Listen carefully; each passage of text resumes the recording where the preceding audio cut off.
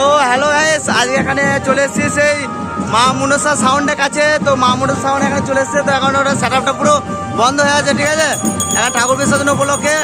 তো আমি মা মনসা সেই সাউন্ডের কাছে যাবো, তো তোমাদেরকে দেখাবো মা মনসা সেট আপটাকে ওখানে গিয়ে। তো কত কি পাওয়ারে মেশিন নিয়ে এসে বা কিনে এসে সমস্ত তোমাদেরকে ভিডিওর মধ্যে আপডেট দিচ্ছি, আমি চলো দেখাচ্ছি।